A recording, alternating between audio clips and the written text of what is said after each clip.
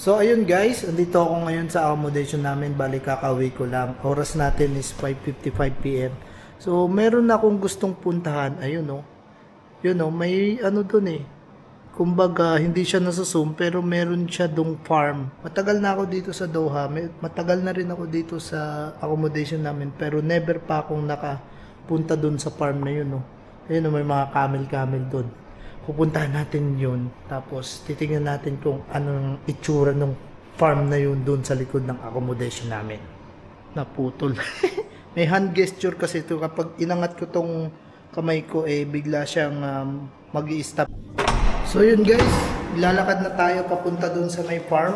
Bababa muna tayo ng second floor. Kasi galing tayo second floor eh.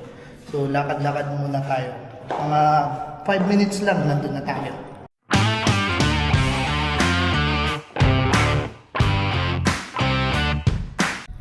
So yung guys, dito na tayo ngayon sa accommodation. Ay, di pala to sa accommodation. Sa likod ng accommodation namin, yan. Wala, naglalakad ako. Baga, ito yung likod ng accommodation, no? Ayan yung itsura niya. Tapos andun yung farm. Andun yung mga camel, ayun no. Tapos ayun, accommodation namin yan. So dun yung sa likod yung daanan, so walang pintuan dito. Dapat na lagyan nila to ng pinto para madaling makapasok dun eh. So yun yung itsura niya, may farm doon, tapos may mga tawag doon, puno-puno. Yan, tapos andun yung mga camel. So matagal na tayo dito sa Doha, matagal na tayo dito sa may accommodation namin.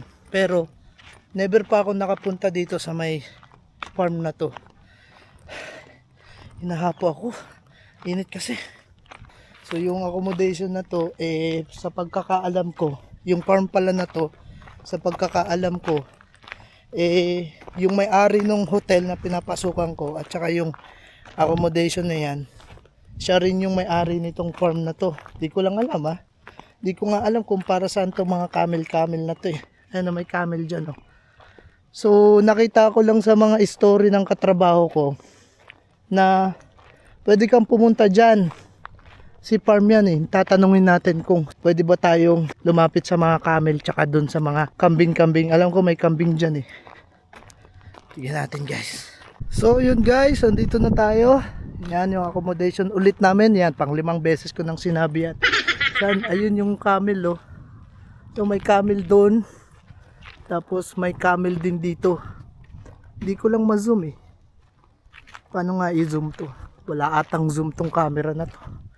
So kailangan pang lapitan. Yan, kung nakikita nyo yung mga camel, nakatingin sa akin lumalapit. Hi camels! Hello camels! Nakikita nyo ba?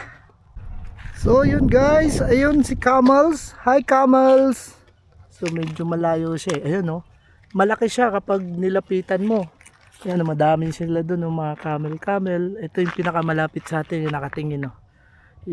Paano ko kaya lalapitan to? Lapitan natin. Kaso wala eh, may harang dito. Tapos anong gagawin ko? Selfie stick na lang.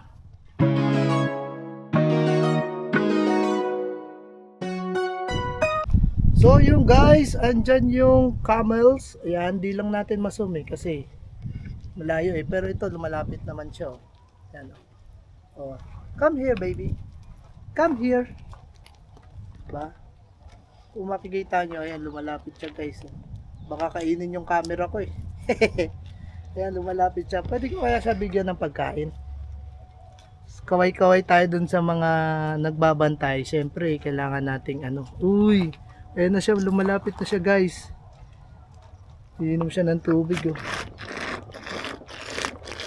Oh, how? You want bread? So yun guys, ayan na. Umiinom siya oh. Wow. So, malalaki tong camel na to. 'Di ba?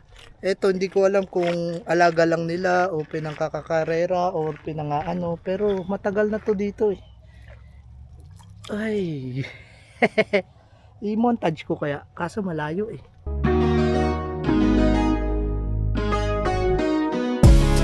So yun guys, alam ko meron ditong kambing eh. Hindi ko alam kung nasaan yung mga kambing dito. Pero may mga kambing dyan apart from the camels. Meron dyang kambing. Saan kaya yung mga kambing?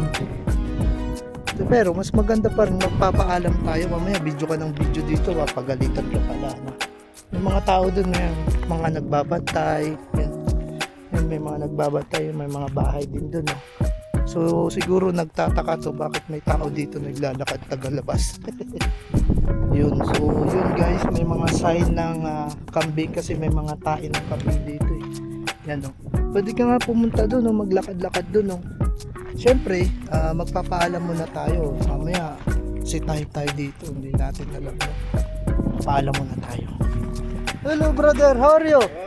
Good? Can I walk around? Just walk around. I'm staying in that. It's okay? Thank you. So yun, siyempre, papaalam tayo kahit papano. Ano? Di yung lakad ka ng lakad dito. Mamaya, barilin ako bigla dito.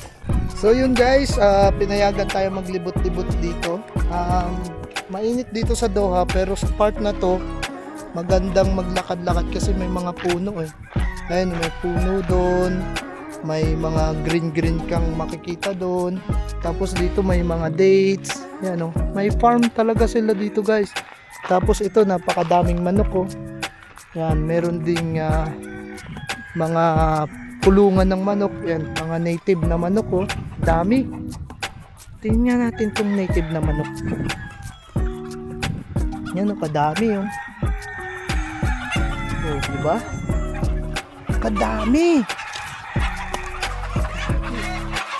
Dami nila. Nakikita nyo guys. Yan oh. Kadami.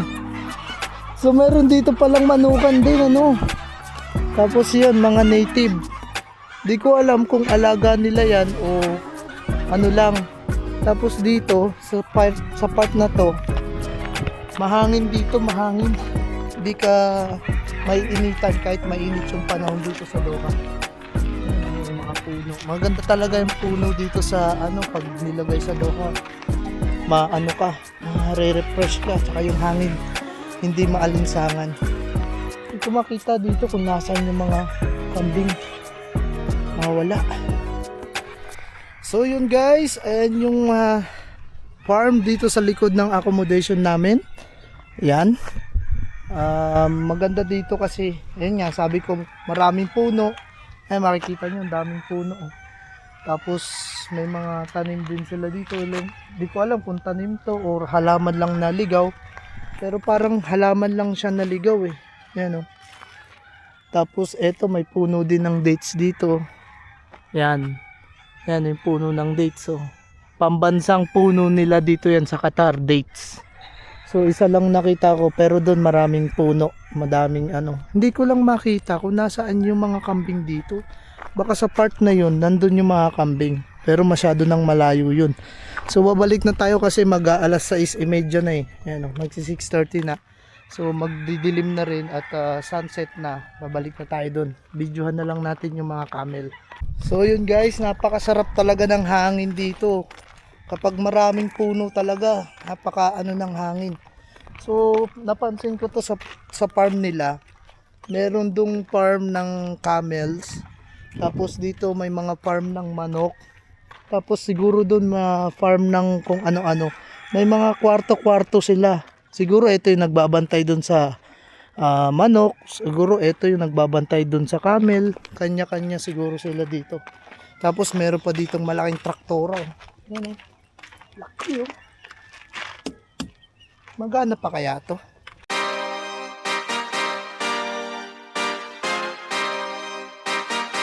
Yeah. Pop in, burning like this, ain't checking my wrist. Third is my shift. So ayun guys, habang naglalakad-lakad ako, tapos tawag dito, gumagawa ako ng montage nung ano po yung traktora. Eh nakita ko yung kulungan ng mga kambing.